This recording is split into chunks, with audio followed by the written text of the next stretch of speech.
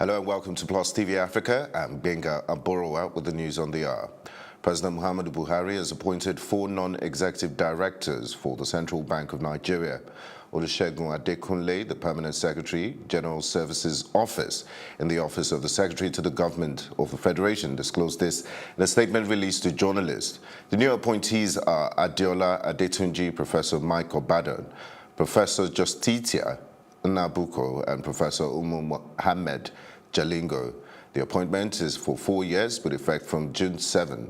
Other appointments were Professor Abdullahi Yusuf as the Chief Medical Director of the University of Ilorin Teaching Hospital for a 4-year period, and which will take effect from June 19th. Dr. Pauline Ikubu as Provost of the Federal College of Education, Eha Amufu in Enugu State for a 4-year period with effect from March 19th, and also Professor Sunday Onohebi was appointed again as the Rector of the National Institute of Construction Technology, Uromi, Edo State, for his final term of 4 years, with effect from the 25th of July. Dr. Ogbonia Ibe Enwo also renewed his appointment as Rector of the Federal Polytechnic, Unwana Afikpo in Ebonyi State for a 4-year period, with effect from August 7th. The President urged the appointees to regard the appointments as a call to national service and to carry out their duties with diligence and uprightness for the benefit of the public. The All Progressive Congress, APC, is today working towards electing its national officers as part of efforts to secure the process. The Inspector General of Police, Ibrahim Idris, deployed 5,000 policemen, 2 helicopters and 6 armored personnel carriers for the APC National Convention in Abuja. This was confirmed by the Force Public Relations Officer, Jimoh Moshood, who said that this robust security arrangement was to ensure adequate security for accredited participants. He added that the operation had officers from the Special Protection Unit, Counterterrorism Unit, the Explosive and Ordnance Department, Police Mounted Troop, the Dog Section, and the Force Criminal Intelligence and Investigation Department. The Force Public Relations Officer says only accredited delegates, party officials bearing the APC clearance identification tags will be granted entry into Eagle Square, the venue of the convention. Moshood warned those who intend to cause mayhem to keep away from the venue, as the police is committed to maintaining law and order during the exercise in a civil, polite and firm way. The chairman, Independent National Electoral Commission, Professor Mahmood Yakubu, has declared that only valid votes cast by Nigerians will count towards determining who wins the elections in Nigeria and not incumbency.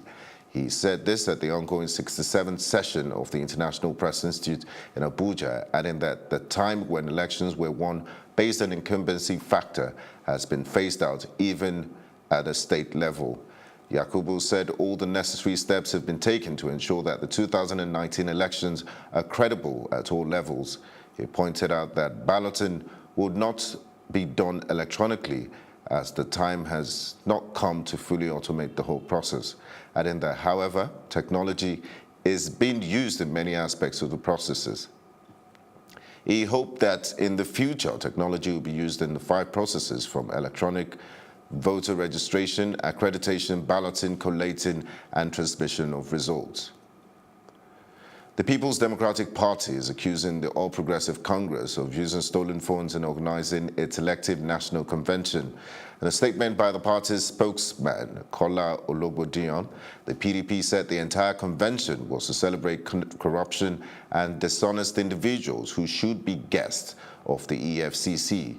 It said, though, investigations have revealed that the APC-controlled states have coalesced to use the diverted funds meant for major projects in various communities and for the well-being of the people to fund a failed convention.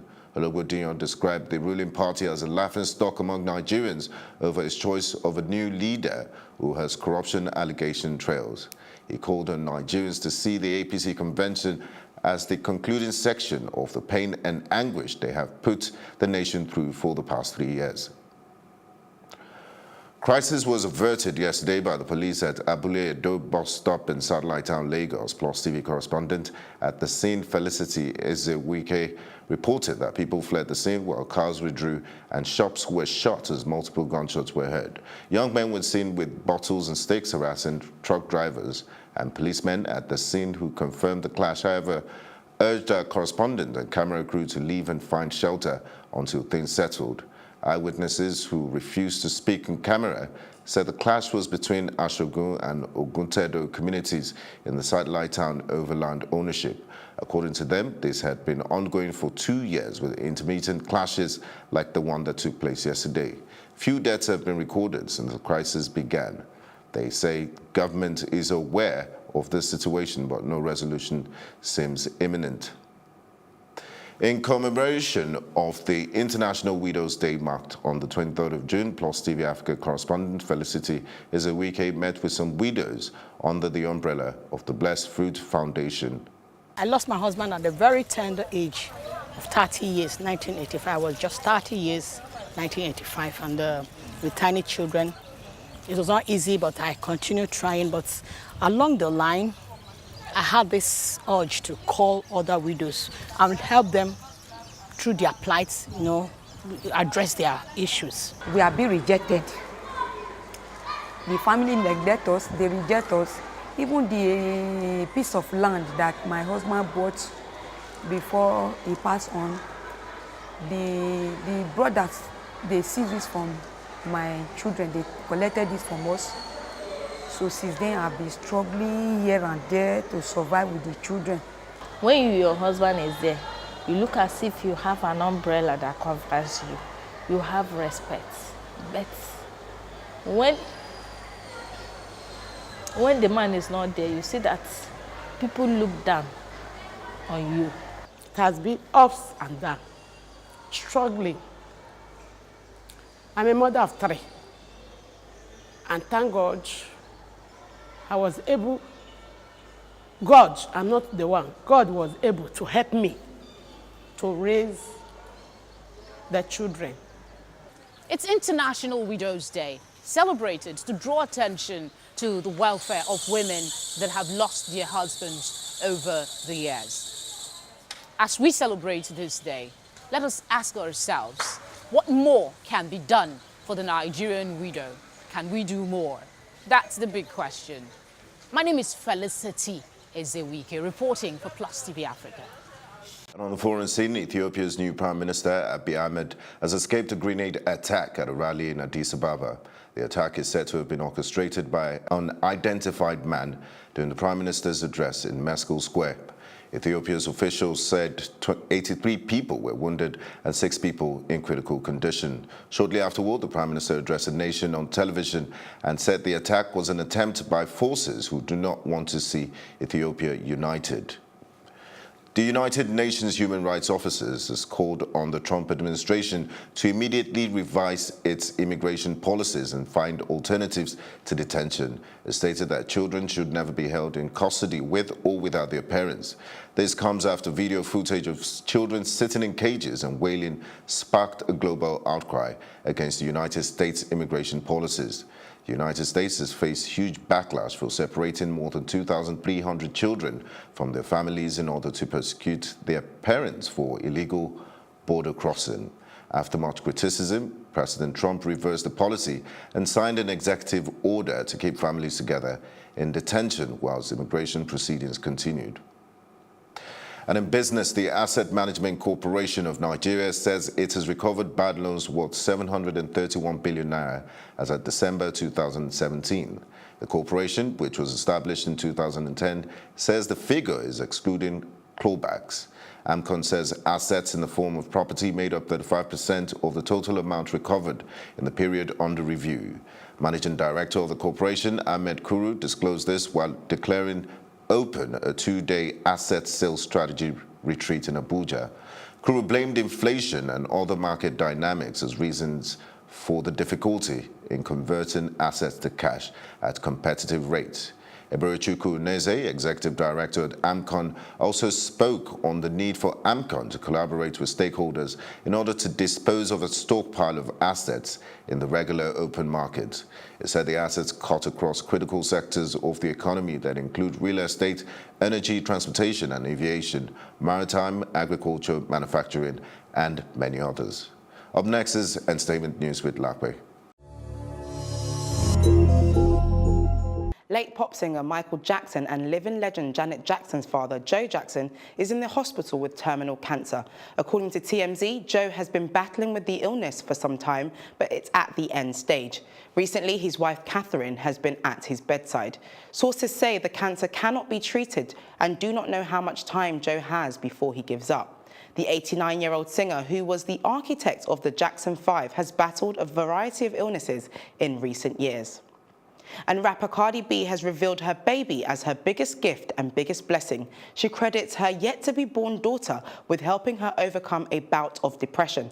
The Bodak Yellow hitmaker is heavily pregnant with her first child and says she couldn't be happier about becoming a mum because she knows her baby will always consider her to be perfect. The singer took to her Twitter to pen, "I will have my biggest gift and biggest blessing, the one person who I'm always going to be perfect to."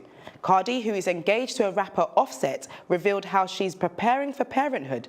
Her plan to take her baby on tours because she doesn't want to miss any sweet moment with her. The 25-year-old acknowledges that she's apprehensive about becoming a parent and the impact of this on her career. Cardi B is thought to be due in July. American hip-hop artist J. Cole is set to perform at Sunday's BET Awards. An anonymous spoke with AP News that the rapper will perform at the show.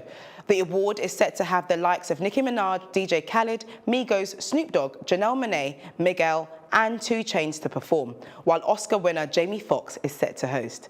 J. Cole will be competing with Kendrick Lamar, Drake, Jay-Z, and DJ Khaled for the Best Male Hip-Hop Artist. He released his 5th album, KOD, in April this year. Pop superstar Shakira has removed a necklace from her online merchandise store after its design was likened to a Nazi symbol. The gold pendant featured an image of a sun, but a reporter for German outlet Bento recently pointed out its striking similarity to the Nazis' black sun or sunwheel symbol, which incorporated hidden swastikas. The item had been released as part of Shakira's El Dorado World Tour collectibles, but it has since been pulled from sale. On Friday, June the 22nd, Live Nation concert promoters issued a statement apologizing for the poor design choice, insisting that they only had intended to acknowledge the Hips Don't Lie singer's Colombian roots with the piece. Nigerian author Chimamanda Ngozi Adichie spoke at a dinner on the 21st of June at Chatham House during the annual Chatham House Conference. The feminist literary icon spoke about the power of storytelling at the event. Her speech was significant as the British institution is known for hosting head of states and focusing on global political affairs as an area which is dominated by male voices. She spoke unapologetically about feminism, racism, patriarchy, and power. On the importance of changing the mindset of boys at an early age, Adichie said, "What we need to do before they turn 10 is teach the boys that women are human. It can seem obvious, of course, women are human, but if our world truly valued the humanity of women, then I would not be here speaking about feminism." And that's all on the entertainment news. Back to you, Benga.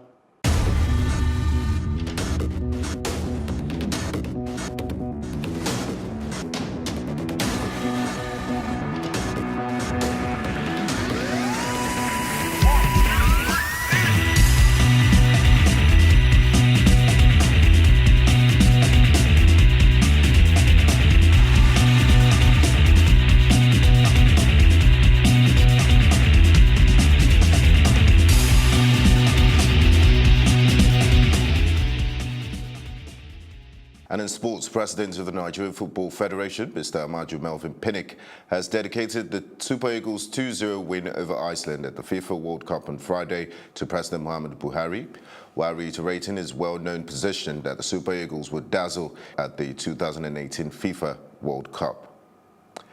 And England And Tottenham midfielder Dele Alli, who suffered an injury against Tunisia in the opening Group G clash at the Russia 2018 World Cup, is reported to be back in training. England manager Gareth Southgate said Ali has a slim chance of featuring in the game against Panama on Sunday.